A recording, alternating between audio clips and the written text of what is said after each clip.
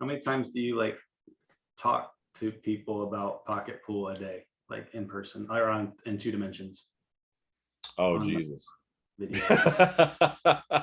I mean, I definitely I spend some time on talking about, Pocket Pool and various other projects for sure. So what do you do with Pocket Pool? How do you know what do you have to do with Pocket Pool? So I'm the community manager for Pocket Pool. My job mostly is to talk about Pocket Pool, among other things, but mostly I've got a crew of moderators. We call them the lifeguards in the pool. There's about 12 of them all together across just about every major time zone. And our job is to answer people's questions about the product and about Pocket in general, and help get through the process of getting staked in nodes and all the rest of that kind of stuff. Are there other Pocket Pools? Mm. There are other fractional staking pools, yeah. Nodes for All is one. Buddies of mine run that one. We talk all the time. They're good guys. There's a new one called Safe Node. I don't know who those guys are, but they're offering something sort of similar. And then there's also derivative products, which offer, a little bit of a kind of the same thing. It's sort of fractional staking, but through an ERC wrapped token called T-Pocket. How many nodes are hosted across the entire Pocket network? Can you tell that? Oh, geez, across the entire network, it's up over 35,000 right now. How many the Pocket Pool have in that? About 3,200. So, Oh, wow. Yeah, we're a pretty significant piece of the network. So, you always talk about how, like, you always told me how, like, as network traffic goes up, then there's more coins staked. What's that trend been doing like recently? Like, is there more transactions because more people are getting into the apps and stuff? It's interesting. Like, we've started to see a reversal of some of the previous downtrend that was happening before in total network volume. So, like, there is some upward movement now, but so many people have come into the network in new nodes that it doesn't feel like a lot more rewards, because you're dividing them out among so many new nodes. It's kind of crazy. Literally, since December 31st and today, the network has doubled in size, from like 17,500 or so nodes back around New Year's Eve to over 35,000 now. The growth has just been extraordinary. So a lot of people are like, why are rewards down? And it's like, because there's so many more nodes, So, and you were telling me about, like, you were rolling out like a vote to change something with the inflation or whatever. Inflation What happened control, with the that? WAGMI. Well, it passed. So there were two proposals that were up, PUP 11 and PUP 13. PUP 11 established the ability of the DAO to set inflation targets over time in response to network relay volume, and PUP 13 set out some initial parameters of what those targets would be. So the first one was to drop inflation controls to 100% target, which resulted in about a 15% net drop in per node rewards. And then it's dropping by about another 10% every month until July, when it reaches the first round target. And it's interesting, a lot of people, I don't think, understood why the inflation controls were so important. You can see it now with we did the math at the rate of inflation that was occurring. When we hit 1 billion tokens, it was only going to take 100 days with compounding to hit 2 billion tokens. Your token value is just flat out not sustainable at that kind of volume, and so it was important, critically important, I think, to the network to be able to start addressing that proactively as quickly as possible, so that the token value itself was sustainable. I voted in favor of it. So just basic economics. Yeah. Supply and demand. Huh. So so you voted on the one that got passed, and that was the one that Both starts of them, operating yeah. until July.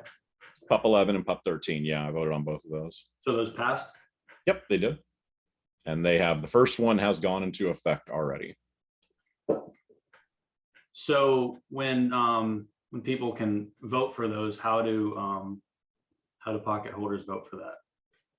Well, you have to get a vote in the DAO first. That's a critical part of the equation. And that involves, completing one of the paths in the DAO.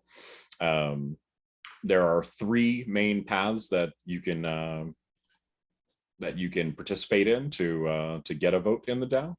And all of them involve 2 things: proof of knowledge and proof of service. Proof of knowledge is demonstrating, through either communications and sharing, or running a node and getting a certain number of relays, just proving that you know what the product is and how it works and how to interact with it.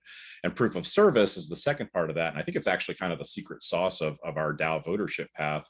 It's helping other people in the community also get staked, helping with documentation, cleaning up things, in the library, etc.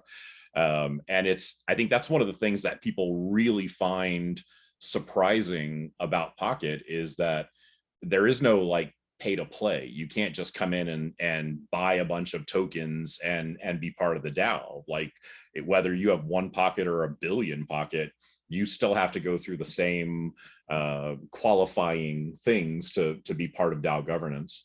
And some people claim that it's too hard, but to me, DAO governance is work, right? You have to be willing to do the research. You have to understand the models. You have to go out there and figure out what's best for the network, even if it's not best for your personal nodes, what's sustainable for the long term. And anyone who's not willing to walk through those steps and go down the path to get a DAO vote, I just don't think you're going to be a very good DAO governor, So I really appreciate the system that's set up. Is that common, or is that a unique system to y'all? Is it more and more common? I mean, it's not as common as it should be, I can tell you that. And that's, a lot of people are really surprised by it. But, I think the most common model out there is that you vote with your tokens, right? And therefore the size of your vote is based on your holdings. Yeah. And in some major chains that a lot of people participate in, they see that all the time, and you see complaints, oh my God, look what's happening. I know that Binance, for instance, got a big voting stake recently with Harmony.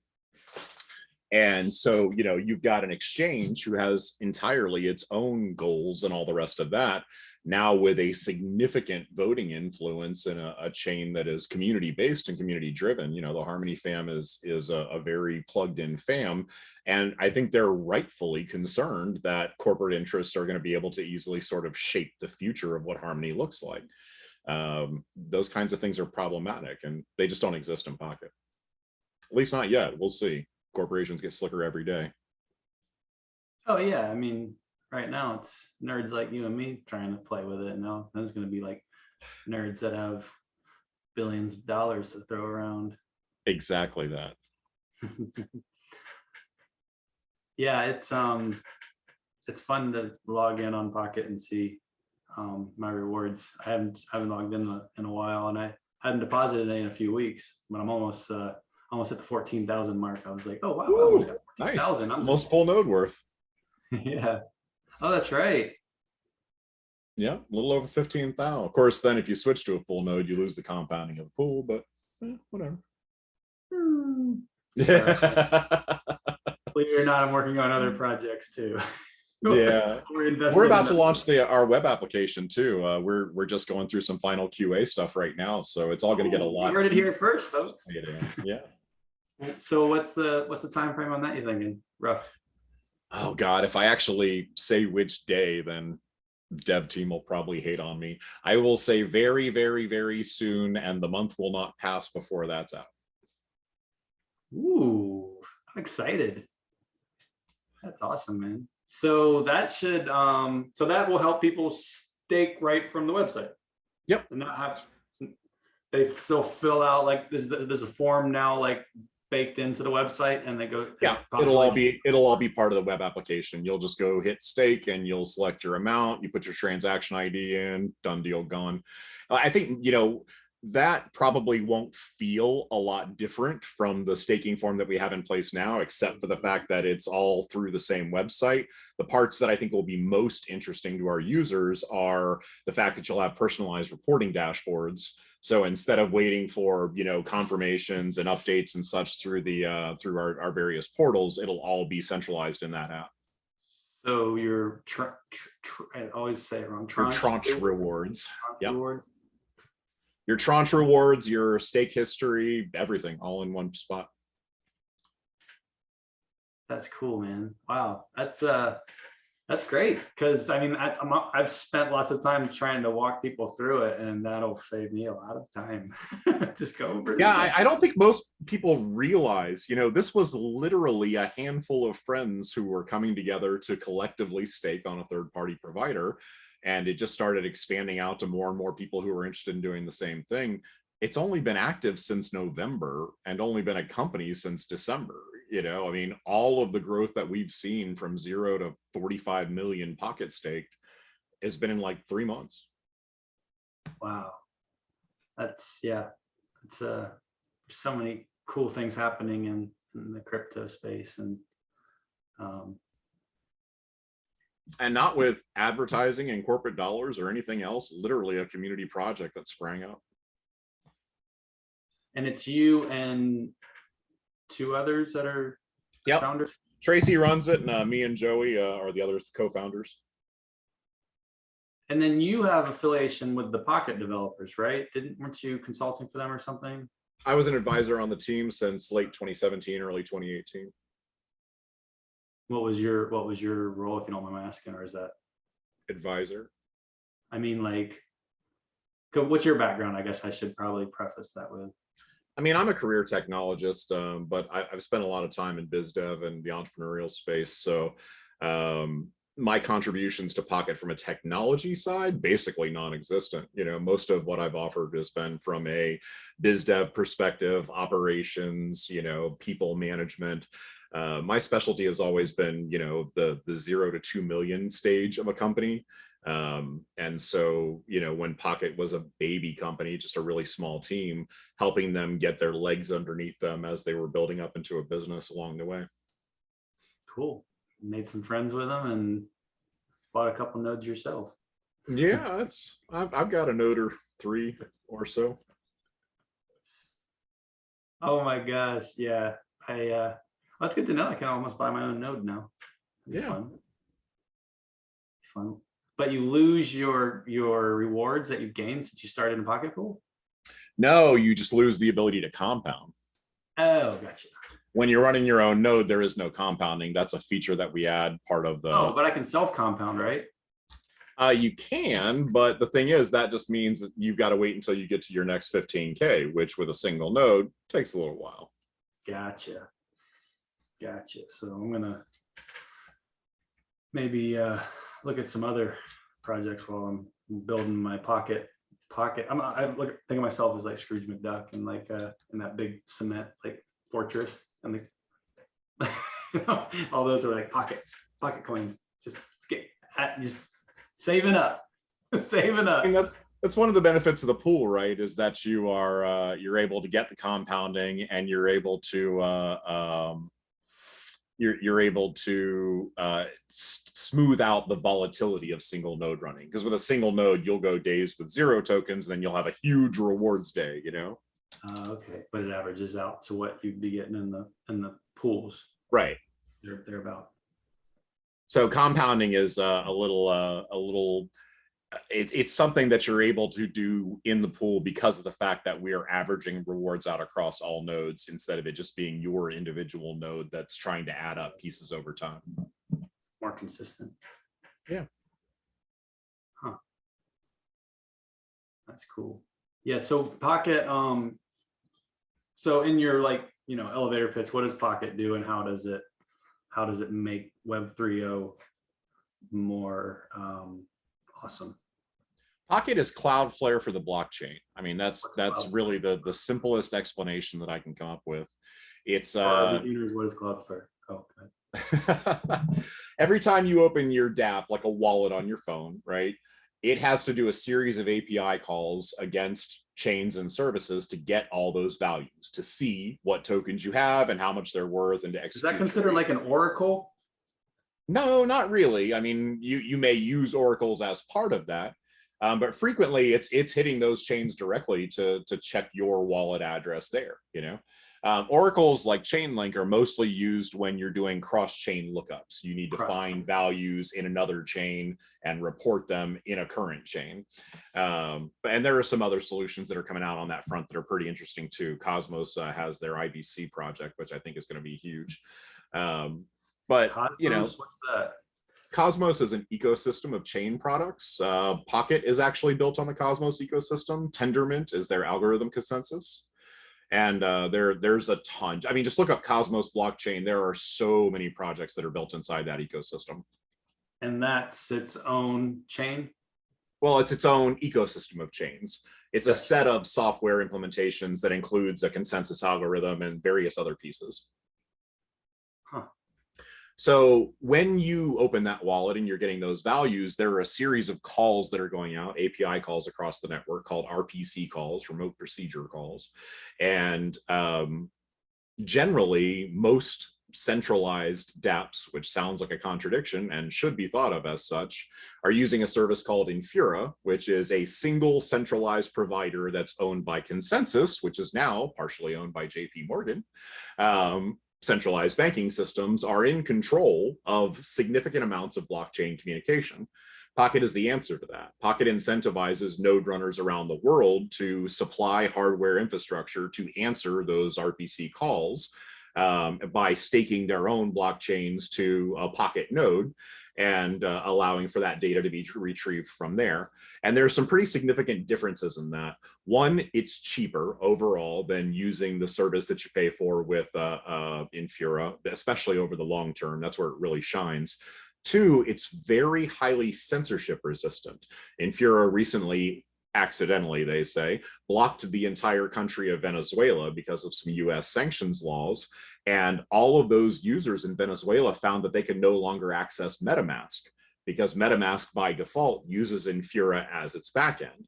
Well, in MetaMask, it's trivial and takes 5 minutes to switch your backend RPC provider to Pocket Network. And Pocket Network has no ability to centrally censor a country. It's not a service, it's a protocol. There is no one who can flip a switch and say this doesn't work in Venezuela anymore. That's fascinating, that feature. Wow. I mean, that's really the promise of Web3 is that you have this service that is running as a protocol by itself. It's standalone. As long as a node is alive on the network to answer a call, the protocol exists. I'm gonna unpack that again. It's a lot. It's cool though, that like how it all plays together. So Pocket's kind of like the bridge, the taking your toll at the bridge, pretty much, to use the bridge. Yeah, I mean, the way that Pocket works is every time a relay comes through the node that you are running and operating, you get a tiny little piece of a Pocket that's minted as part of that relay. And it serves hundreds of millions of relays a day, so it's lots of tiny little pieces. All right, there you have it. There's the, is that tokenomics? Is that what that is? Mm-hmm. More or less, yeah. I'm learning things. I'm That doing my own. That would be your entry level. Tell me to do your own research. I'm doing it. I don't know if asking questions is the same thing as doing your own research, but if I ask questions of you, I know that shit's probably the truth. All right, fair enough. Fair enough.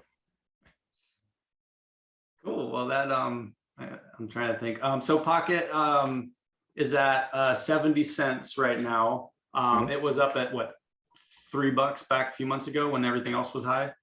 Yeah, as the OTC markets, well, as the news came out that exchange listings were about to happen, a lot of speculation started building up the price in the OTC market. So it ran up pretty briefly to around $3. But then right after it hit the exchanges, then the bear market started in, and that just crushed everything. So it's been a roller coaster on the price. At the end of the day, though, you know, Pocket isn't a speculative coin. It's not a fast trade coin. You don't want to, you'd be bored as hell trying to day trade it.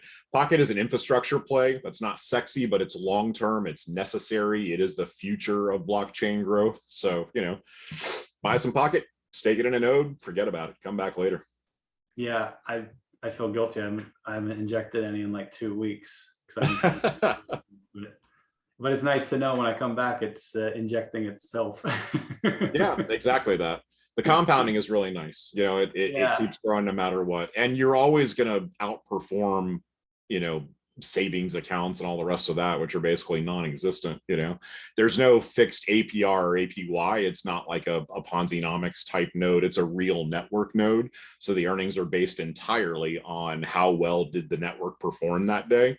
But, it's up always. So what makes the network perform better or higher demand? Oh, okay. Yeah, when more relays come through, then more Pocket gets minted. Simple as that. So one could assume with all the people that are downloading apps to access blockchain and everybody's starting to ask questions about it and everybody's starting to finally figure out what an NFT is, and they're like, I want to buy that. And then plus and more of these relays come through. I mean, Harmony's been our big banger for a while. They send a ton of traffic through the network, and Ethereum, of course, has been a big one. Harmony does a lot of gaming, right? Say again. Harmony does a lot of gaming, right? Yes, they do. DeFi Kingdoms is a Harmony product, although now it's expanding out to other things like AVAX subnet and some other things like that. But yeah. But like we've seen a ton of new interest from Polygon. Fuse is now using Harmony is now using Pocket as a major provider. What's Fuse? Fuse is a payment service, global payment service. So we're seeing bigger interest from additional blockchains and additional projects, and slowly but surely the relay count goes up. So it's all good stuff for the future. We very much expect to be doing 1 billion relays a day, probably by midsummer. What are you at right now? About 250 million. Dang, that's like exponential right there. Yeah. Nice. I like exponential things. It's, the more people understand why decentralization is important in blockchain, the faster Pocket grows.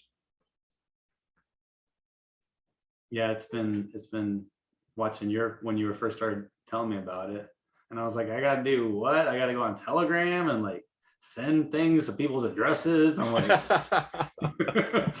it's come a long way since then. But here's the figure that'll really blow your mind. January of last year, there were 600 nodes on the network.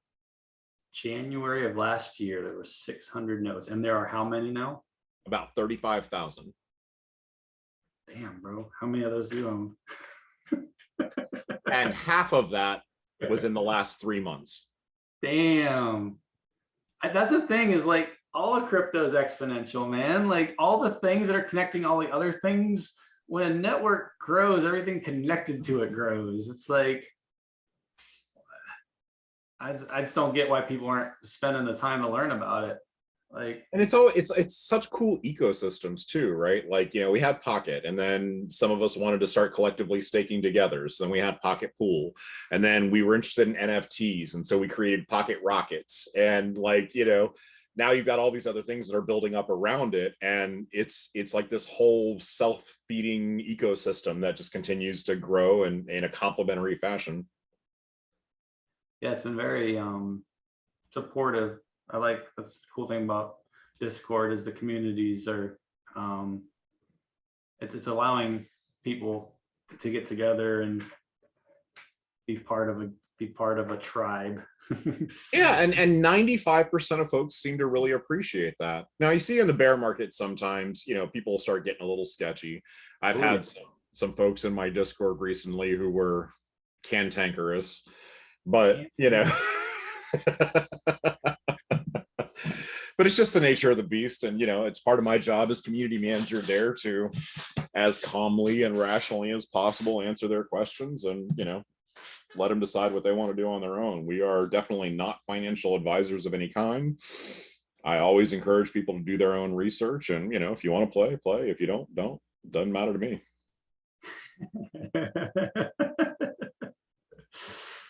Oh, that's true. It's true.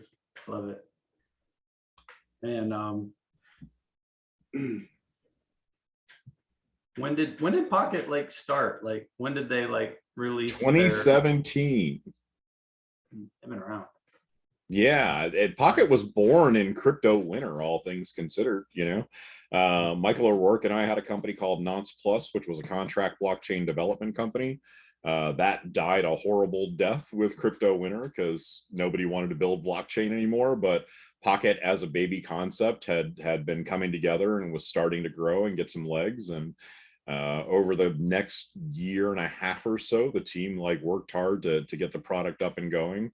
It hit mainnet launch during COVID. I mean, Pocket really was born during a bunch of bad times.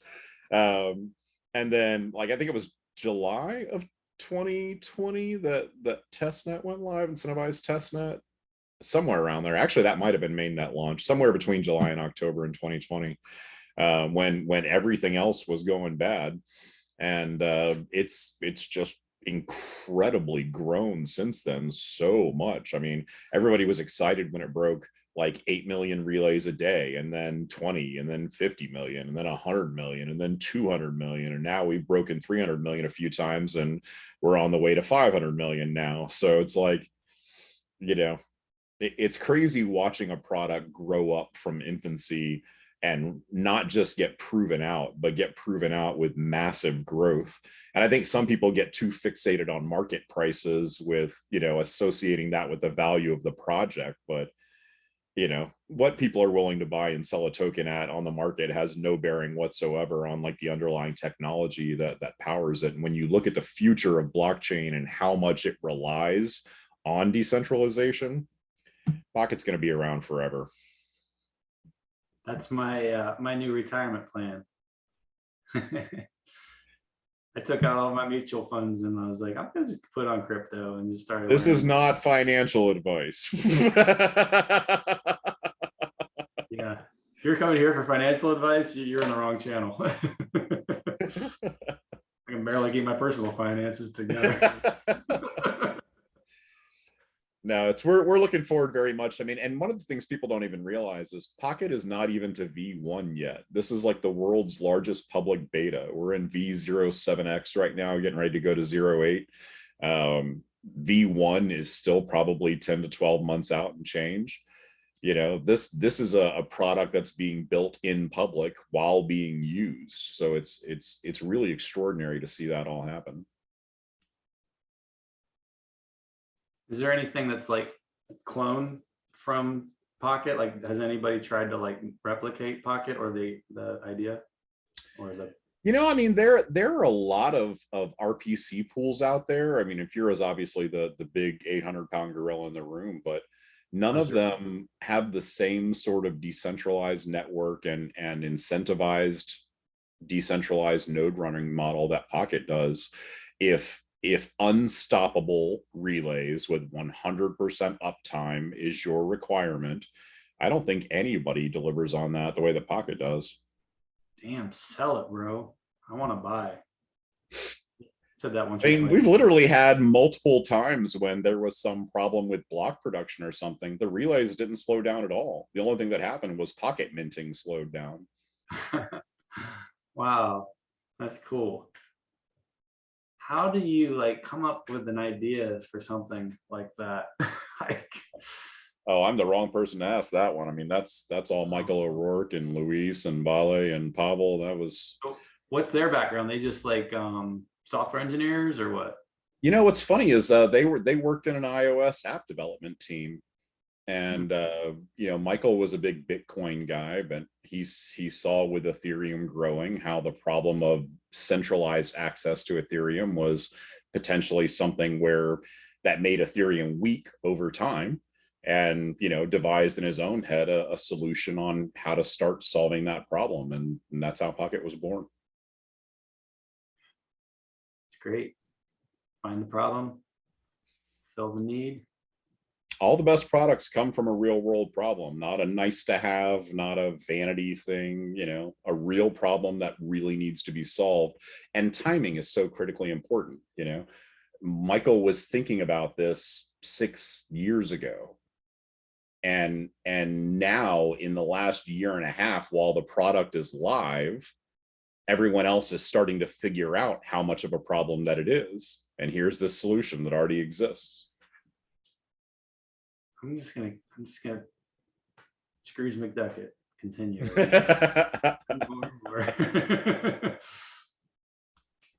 Yeah, it's so what do you think about, like, there's so many platforms. This is something I think of, like, every time I'm scrolling through Twitter and there's like a new DeFi platform or a new node as a service or new utility coin, or there's just this new everything, whatever it is.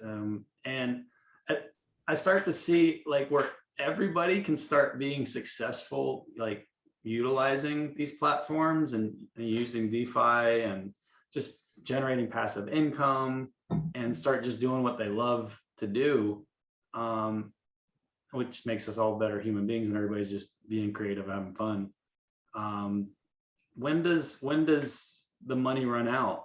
Because I feel like we're shifting a lot of the, this is a big like global view of crypto, 30,000 miles above looking down, like what the fuck are those humans doing kind of situation. Like eventually, like I'm showing like people that didn't have access to funds, like ways to make passive income. And there's gonna be a lot of people making a shit ton of money coming up, like with all of this. And I feel like, where does that money come from? Eventually everybody's gonna have too much money. And it's kind of shifting the rich have the most, down the poor have none. It's almost like balancing that out. It's getting thicker down at the bottom now. So it's allowing a lot more people that didn't have access to capital and loans and everything to start rising up. So does it just take that money from the uber rich, or do we just keep printing more of it? Like, how's your viewpoint on where crypto goes from here and where the changing of our like our civilizations, like richer, poor dynamic to everybody's a little more equal dynamic? Does crypto, it seems to me like decentralization is our conduit to that. But how does that work? Sorry, I'll stop yapping now. I mean, it's a big question with a complex answer. So I'm trying to figure out. I'm trying to figure out how to answer that in the simplest way possible. Yes, I would expect nothing less. You've got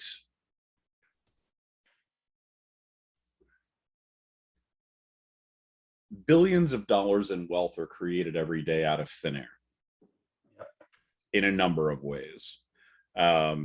Quantitative easing and the Fed printing money is generally writing large 0% interest checks to banks who are using that money to lend out. They're earning interest on that money. That's all money created out of thin air. You've got what are called synthetic trades that are being done across dark pools in Wall Street, where 1,000 shares are being oversold by 10x so that hedge funds can create massive short opportunities on companies like AMC and GameStop. This is all money that comes out of thin air. They are manufacturing an economy and manufacturing value, which becomes realized value as it becomes a dollar. Crypto is doing the same thing in a way that's accessible to people who don't have access to multi-billion-dollar dark pool markets.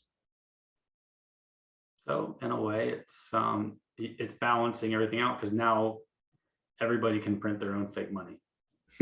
I mean, from the perspective of the way that fiat is manipulated and manufactured out of thin air, yes.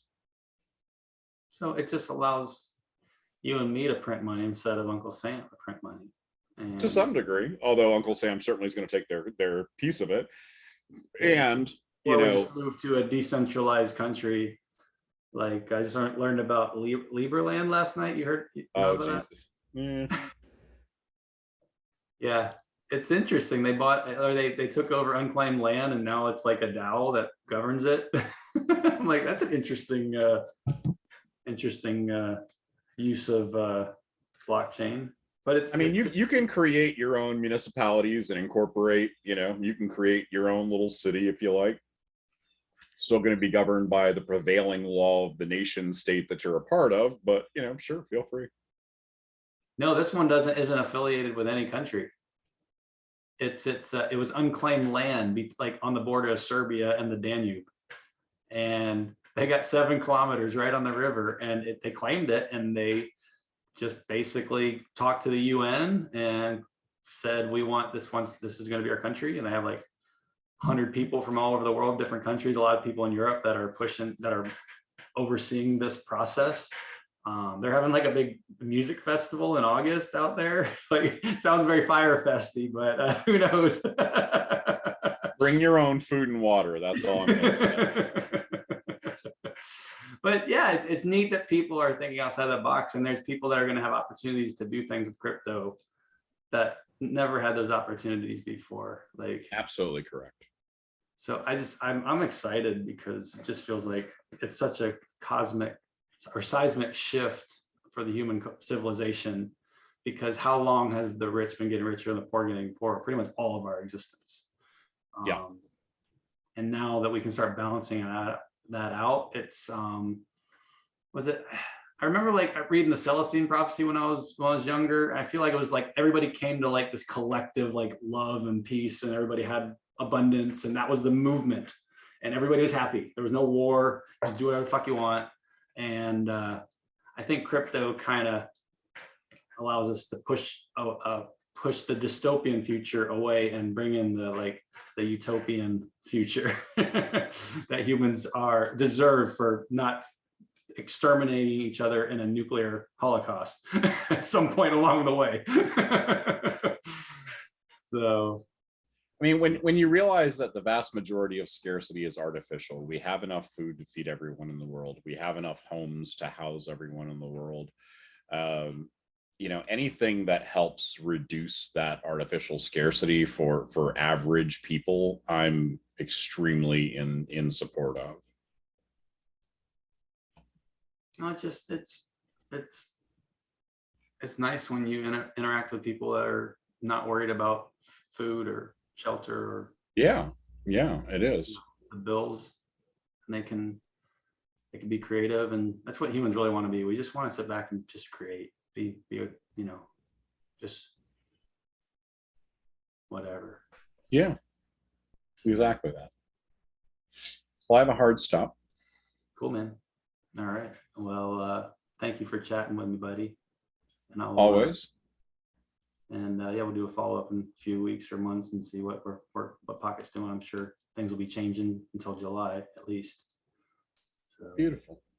I think the market's going to start bottoming out. What do you think? Real quick, last 5 seconds.